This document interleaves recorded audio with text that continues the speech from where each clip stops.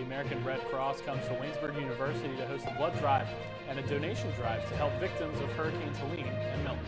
Plus, the Josh Shapiro administration invests $4 million in agriculture industry and updates from the presidential election. All this and more coming up on the Newscast, live at 5.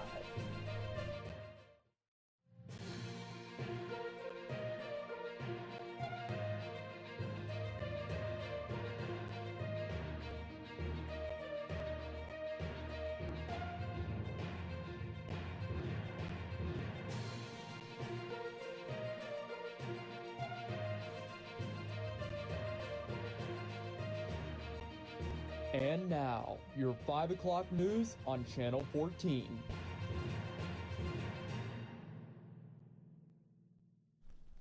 Welcome into Newscast Live at 5. I'm Joe Cirillo. And I'm Tyler Aaron.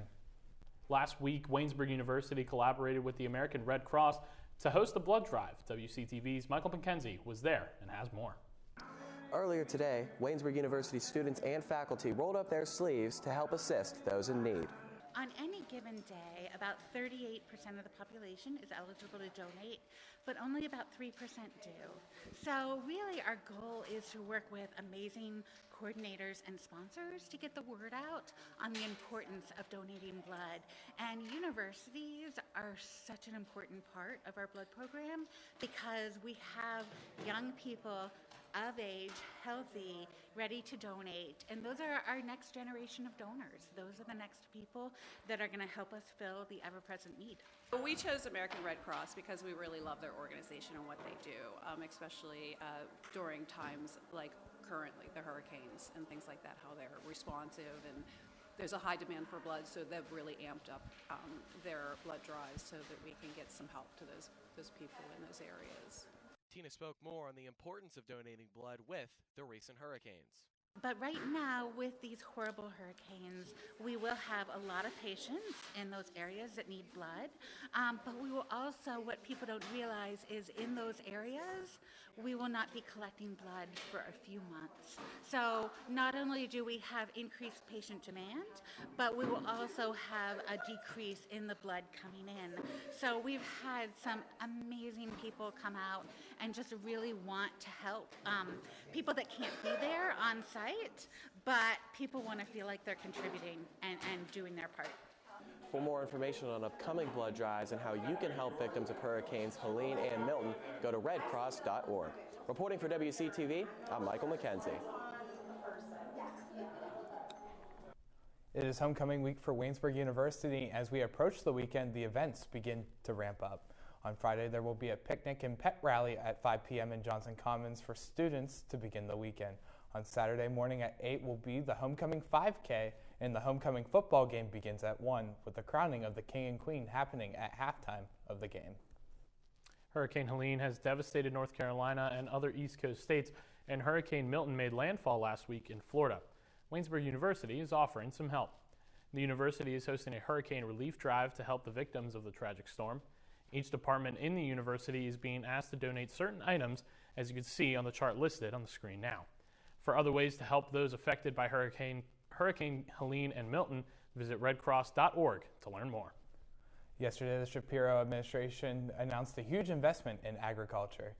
Agriculture Secretary Russell Redding announced the relaunch of the Fresh Food Financing Initiative, which invests $4 million in businesses working to expand access to fresh food across Pennsylvania.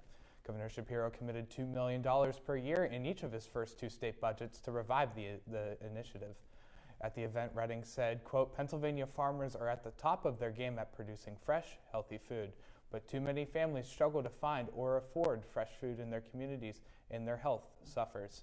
Fresh food financing grants help grocery stores and markets in those communities expand to meet that need," end quote. Coming up, updates on the presidential election and a surprising new format for the campaigns to deliver their message. Plus, a Mississippi bridge collapses and a Minnesota substitute teacher under fire, coming up on WCTV's Newscast.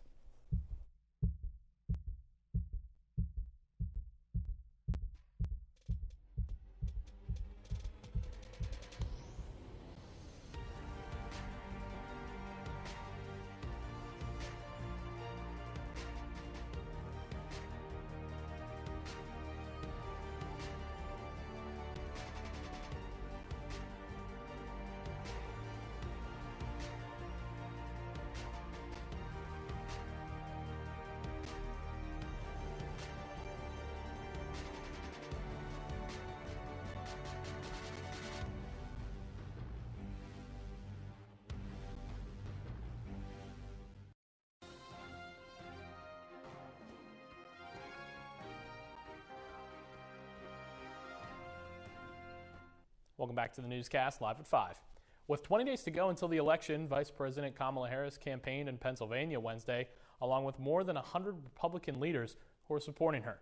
Donald Trump, meanwhile, touting himself as the father of the IVF during a town hall. CNN's Danny Freeman has the latest on the presidential race. Tonight, Democratic presidential nominee Kamala Harris on the trail in battleground Pennsylvania, rallying moderate Republicans, making the case that former President Donald Trump is a threat to democracy. He who violated the oath to uphold the Constitution of the United States, and make no mistake, he who, if given the chance, will violate it again. All while railing against Trump, who during a Fox News town hall declared he is the father of IVF. I'm the father of IVF. We really are the party for IVF. We want fertilization, and it's all the way. And the Democrats tried to attack us on it. I found it to be quite bizarre. Actually, he called himself the father of IVF. And if what he meant is taking responsibility, well, then yeah, he should take responsibility for the fact that 1 in 3 women in America lives in a Trump abortion ban state. During the town hall, meant to win over women voters, Trump also standing by his controversial comments about his opponents. We have China, we have Russia, we have all these countries. If you have a smart president, they can all be handled. The more difficult are, the Pelosi's, these people, they're so sick and they're so evil. He considers any American who doesn't support him or bend to his will to be an enemy to our country. With just 20 days until Election Day, the latest CNN poll of polls average of national surveys shows no clear leader in the race for the White House. During a Univision town hall airing Wednesday night, Trump refused to back away from his false claims about Haitian migrants in Springfield, Ohio. When asked if he believed that people are eating other people's pets, he responded, I was just saying what was reported, that's been reported, and eating other things too that they're not supposed to be. With just 20 days to go until the election, the presidential candidates are working to broaden their appeal with key voting groups. Both Vice President Kamala Harris and former President Donald Trump are adopting aggressive media strategies in the final stretch. Our Washington correspondent Julia Benbrook joins us from the White House with a new popular way to reach voters. Podcasts are becoming more and more popular with these candidates. It's typically more of a conversation than an interview with a straight news network with less fact-checking involved. Some of the big names in podcasting have millions of followers, and they provide these candidates with a way to reach certain types of voters. In the final sprint toward Election Day, campaign rallies in battleground states and interviews with mainstream media play an important role. But as the media landscape shifts, podcasts are becoming a popular way to reach voters, especially young voters. He knows you very well. He said, Dad, he's big. Wow. Yeah, big one. That's cool. That's good. Well, that's where it is nowadays, right? Former President Donald Trump has been regularly appearing on podcasts, chatting with Theo Vaughn, Nelk Boys, and Logan Paul, as he works to make inroads with young men who are often low-propensity voters. This is going to be great. I think so too. This all my life.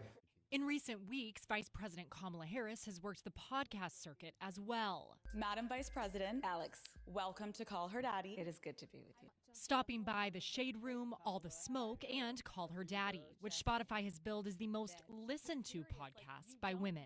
A lot of my push to kind of hopefully convince people that they should vote is because you should never let anybody take your power from you. However you vote, don't let anyone take your power from you. Podcasts have grown in popularity over the years. A survey by Pew Research shows that 2/3 of adults under 30 listened to a podcast in 2022. And even though many don't go to podcasts for their news, they appear to trust what they're hearing. 87% said they expect the information on their podcast to be mostly accurate. The candidates are also ramping up their television appearances as they work to reach more voters. Harris is sitting down with Fox News host Bret Baier today. It's her first formal interview with the network, and it comes with a set of risks. Some analysts have described her decision to sit down with the conservative network as a surprising one. Reporting at the White House, I'm Julia Benbrook. A judge in Georgia has ruled that new election rules for the battleground state are unconstitutional. The controversial new rules included 2 that would require county election officials to conduct a, quote, reasonable inquiry, end quote, into election results before certifying them, and allow election officials to, quote, examine all election-related documentation created during the conduction of elections, end quote, before certifying results. Fulton County Superior Court Judge Thomas Cox wrote in Wednesday's ruling that, quote, the court here declares that these rulings are illegal, unconstitutional, and void, end quote. Georgia's 16 electoral votes are a must-win for both former President Donald Trump and Democratic nominee Vice President Kamala Harris.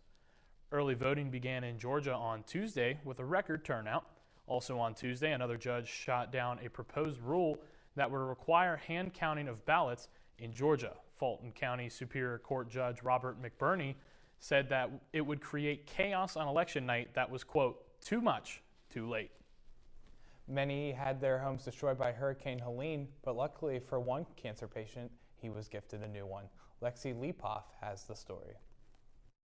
I don't know how to act. 84-year-old James Gregory is at a loss for words. Oh, Lord.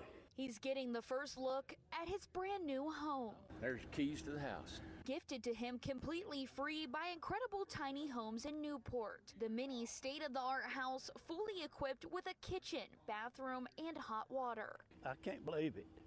You know, you need to pinch me to see if I'm dreaming. Flooding wiped out Gregory's home. Now broken apart, sitting in inches of mud. No longer safe to live in.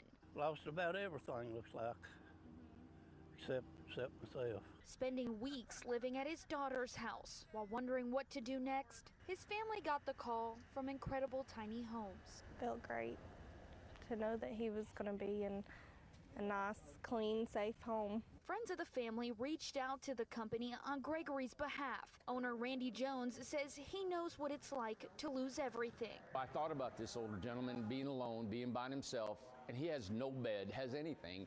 I got a bed. Why not give it to him? A blessing of a safe place to live and the hope to move forward. Maybe I can live a while longer.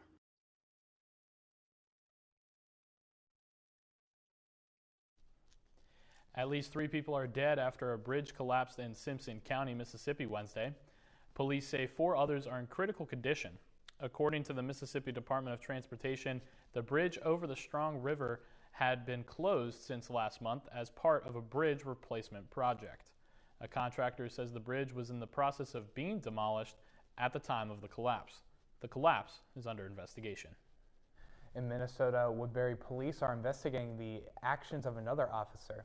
It happened after his stint as a substitute teacher when he reenacted the murder of George Floyd in a classroom on Monday.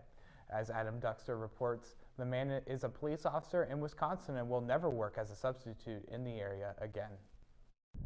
Prescott, Wisconsin police officer Stephen Williams was supposed to teach English to kids at Woodbury High Monday. Instead, the district says he gave a lesson on law enforcement, saying Williams mimicked pointing a gun at students, twisted another's arm behind their back, and eventually kneeled on the neck of a student to reenact the murder of George Floyd. Just, it's sadness. Parents Wednesday stunned. They should not be they should not be teaching at all. These are kids. Kids are, they're kids. They don't deserve that. Williams had an active license to sub and was contracted from the staffing agency Teachers on Call. The agency says Wednesday he's no longer employed by them. The district says they've met with students, concerned also about sexist and racist jokes they say Williams made, going as far as to say police brutality isn't real, cops would be the best criminals, and that they know how to get away with stuff, saying he once got an A on a paper about how to get away with murder. My first thought is, what makes that person feel that it's okay to do that? I want to have strict assurances that this person would never be teaching my kids again. I would personally go to the school itself and try to figure out, what are you going to do about this? You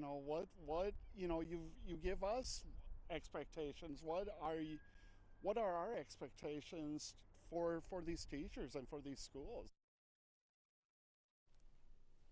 That will do it all for national news. Coming up next is Mia Hankins with business and entertainment. But first, we step outside with Seth Adams for a quick look at the weather. Here in Waynesburg, Pennsylvania, it has been a beautiful sunny day, sitting around the high 50s for a majority of the day. The leaves are finally changing colors. Fall is here, but stay tuned for a 4 weeks forecast right here on WCTV.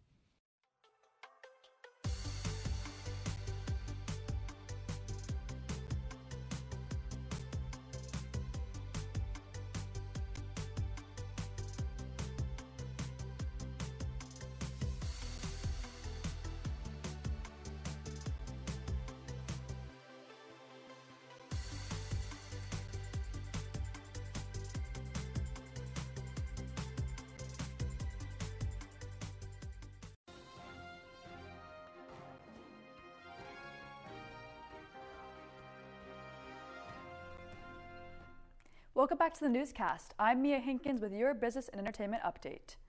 Former One Direction singer Liam Payne has died. The former member of the boy band fell from the third floor of a hotel in Buenos Aires. That's according to local police. Few details are available at this time. Payne was 31 years old. The band, which also included Harry Styles, Zayn Malik, Louis Tomlinson, and Niall Horan, first formed in 2010 after each member appeared on the UK version of the show The X Factor. One Direction announced that they were taking a hiatus in 2015. Coca-Cola has recalled more than 13,000 cases of Minute Maid Zero Sugar lemonade over mislabeled cartons. According to the U.S. Food and Drug Administration, the cases actually contained the full sugar version of the drink. The recall started in early September, but information was not released at that time. The 12-pack cartons were shipped to retailers in Indiana, Kentucky, and Ohio. However, Coca-Cola said in part, no impacted product remains in the market. For more information, contact the FDA, which says the event is considered ongoing.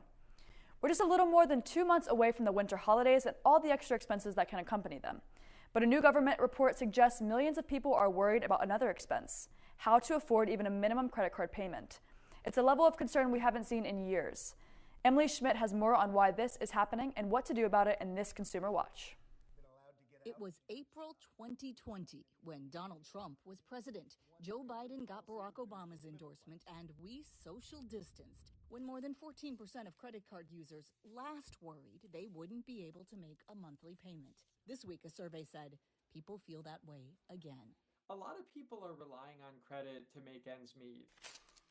The Federal Reserve Bank of New York data found the average perceived probability of missing a minimum payment in the next 3 months increased to 14.2%, the highest it's been in years. Those most concerned, people ages 40 to 60, and those making more than 6 figures a year. More people are carrying more debt for longer periods of time, and that's a real drag on their personal finances. Last year, 82% of Americans had at least one credit card. Their average debt was about $6,500. Bankrate industry analyst Ted Rossman says you need to speak up if you can't make a minimum payment. Maybe they're willing to work with you in terms of rearranging your due date or giving you permission to pay less or nothing at all for a time. Another option, nonprofit credit counseling agencies. They can often negotiate something like a 7 or 8% interest rate over 4 or 5 years. That sure beats the average credit card rate, which is over 20%. The key, Rossman says, act early. Negative payments could stay on your record for up to 7 years, potentially sticking with you even longer than your debt. For Consumer Watch, I'm Emily Schmidt. A federal appeals court will hear arguments on Sean Diddy Combs' efforts to be released from jail next month. Lawyers for Combs have asked the U.S. Court of Appeals for the Second Circuit to reverse the lower court's decision denying him bail. The star's lawyers are arguing that the jump made a legal error when determining there were no conditions to address concerns about witness tampering or physical violence. Combs offered a bail package that included a $50 million bond, home confinement, and limits on visitors. Prosecutors opposed it, saying the hip-hop mogul had been in contact with some witnesses and posed a physical threat. The hearing is set for November 4th. Combs has pleaded not guilty to sex trafficking, racketeering, and other charges. Before he was almost famous and could say anything, Cameron Crowe wasn't a movie director. That was until he met Tom Petty. Rick DeMagella has that story and more in the Hollywood Minute. It's Tom Petty and the Heartbreakers in A lost Tom Petty film has been found. It's not just any film, as Tom Petty Heartbreakers Beach Party is the directorial debut of Cameron Crowe, predating Say Anything by several years. It's a movie he was not expecting to direct. Tom said, I got a song I want to play for you. And I said, well, I'm just the writer and the interviewer. I'm not a director. And he's like, pick up the camera, film me, do it now. And so I did. And I'm looking at him through the lens going, this is really great. This is no middleman. This is just the person and me. And we filmed this song, and I shut off the camera and put the camera down. He said, congratulations, you're a director.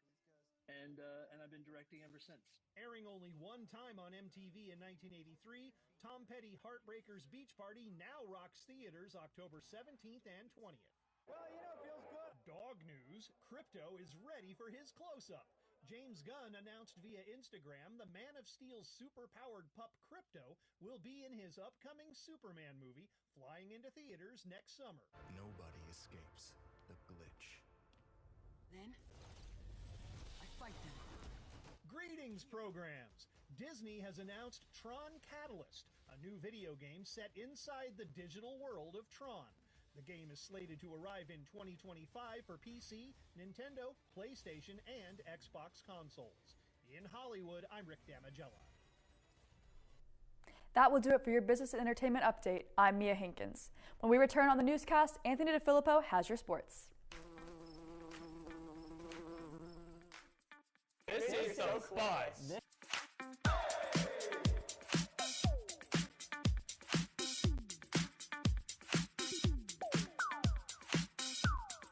Cornucopia.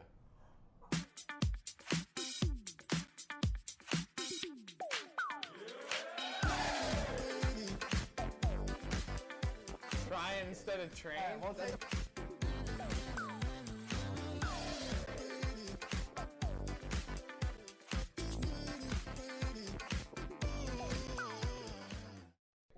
I love this show.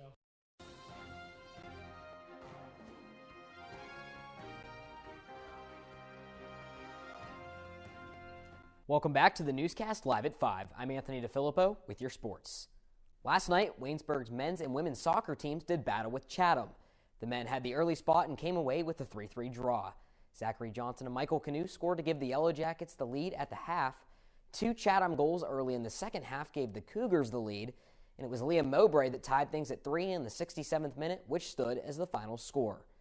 The women came out on top over Chatham with a 3-0 shutout. Waverly Lorne, Jules Moorbacher, and Amanda Pepe got on the board. Alexis Greenleaf made 5 saves for her 4th shutout of the season, putting her second in the PAC in that statistic. The only other team in action yesterday was men's tennis in Mount Aloysius. They dropped the match ultimately 6-1. They are still searching for their first win. Saturday brings yet another action-packed slate.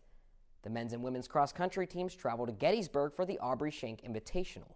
The women's race starts at 10 a.m., the men at 11. Volleyball also begins at 11 a.m. They're at home in the Rudy Marisa Fieldhouse, looking for their first President's Athletic Conference win in a battle with Chatham. Football finally returns to action after its bye, hosting Bethany in one of the more anticipated games of the year, homecoming. The Bison come in with an 0-5 record. The Yellow Jackets are 1-4. Kickoff is set for 1 p.m. Tune into the Waynesburg University Sports Network for the coverage. Dean Shazer and Logan R. Blaster have the call. You'll also be able to see myself, Megan Berry, and Joey Cirillo on the pregame panel, and I'll be on the sideline during the game as well.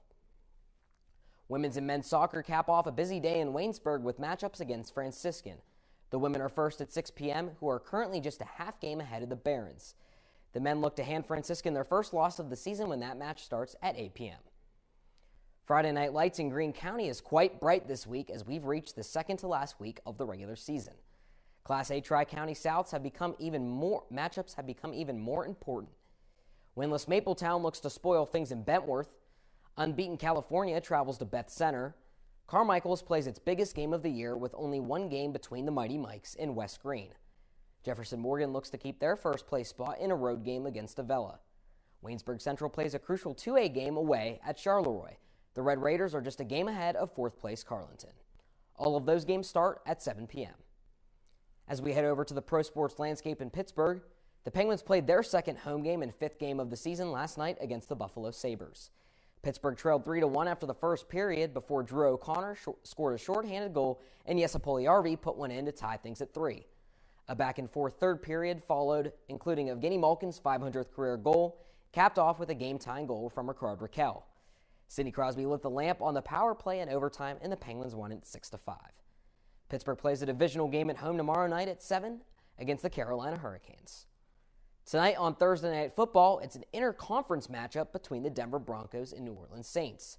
Bo Nix and Spencer Rattler both make their primetime debuts on Amazon Prime. Kickoff is at 8:15 p.m. Finally, the Pittsburgh Steelers and expected starter Russell Wilson play another Sunday Night Football game.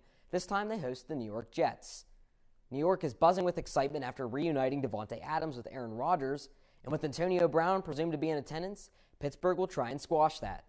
Kickoff is at 8:20 p.m. on NBC and Peacock. That's all for your sports today. I'm Anthony DeFilippo. Seth Adams is up next with your weather on the Newscast, live at 5. Have you ever wondered what the life of a Yellow Jacket newspaper looks like? Why don't we show you?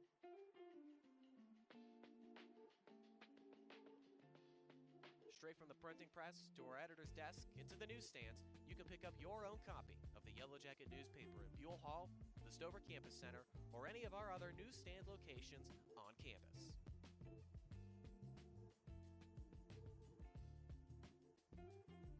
When you get your very own copy, you can read it at your own leisure anywhere around Waynesburg. You can kill time waiting for your next class to start by reading up on campus news and our op-ed pieces. You can even take your copy to the Beehive and catch up with friends as you read up on the latest regional stories. Looking for a peaceful place to read now? Head on over to the Everly Library. Sit back, relax, and catch up on the latest in Waynesburg sports. Oh, and if you didn't know, we are also digital at theyellowjacket.org.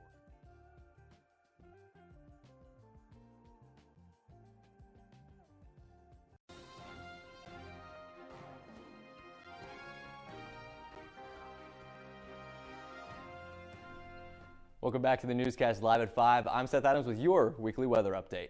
Today has been a sunny yet chilly day, but we've seen a high of 58 about an hour ago, and it will drop to the lower 40s tonight. Tomorrow we will see an increase in temp with a high of 65 and sunny and low of 35 in the early morning. Saturday is a beautiful day for Waynesburg football. Homecoming, what else could you ask for? Going to be a high of 70 and sunny with a low of 36. Sunday is a similar day with a high of 70 and sunny and low of 38. Monday, we see another warmer day with a high of 71 and low of 41. Tuesday will be the warmest out of this with a high of 73 and low of 42. And finally, Wednesday, we have some partly cloudy skies and a high of 71 and low of 50. That's all I got for you. Back over to the desk. That'll do it all for the Newscast Live at 5 for everyone behind the scenes and in front of the camera. Thank you for watching. Stay tuned on our WCTV YouTube page and social media platforms for more Waynesburg content.